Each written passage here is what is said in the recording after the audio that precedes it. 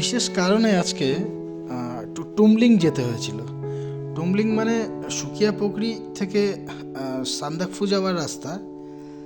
তো ওইখানে সান্দাকফু না, সান্দাকফুর অনেক আগে টুমলিং একটা কাজের জন্য গেছিলাম। তো সেখানের কিছু ছবি, এটা চিত্রে। জায়গাটা বেশ মানে খুবই সুন্দর।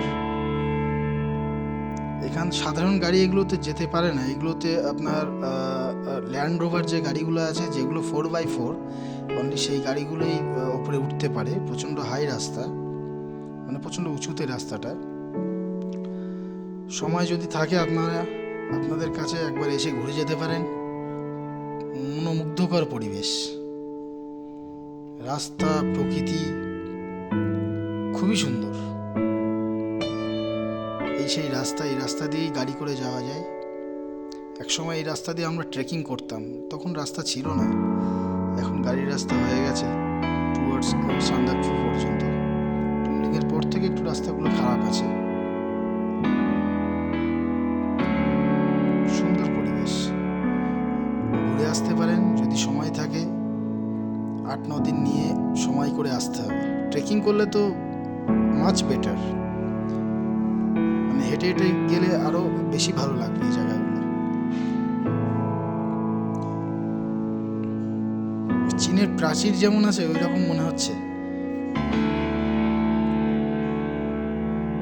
অসাধারণ জায়গা, অসাধারণ জায়গা। এই নিয়ে আমার মোটামুটি 7 থেকে 8 বার যাওয়া হলো এই সান্দাকফু রাস্তায়। ওই যে দূরে দেখা যাচ্ছে ওটা টুমলিং। ওই যে গাড়ি যেখানে আছে ওখান থেকে আরেকটু নিচে নামলেই টুমলিং। এটা গুরাস, মানে রডোডেন্ড্রন জাস্ট স্টার্ট হচ্ছে। গতকাল আমি গেছিলাম। এটা টুমলিং। এখানে তো খুব একটা বেশি লোকজন পাবেন না, অল্প সংখ্যক হোমস্টে আছে। 1200-1300 টাকা পার হেড, খাওয়া থাকা দিয়ে। প্রচণ্ড ঠান্ডা এবং হাওয়া।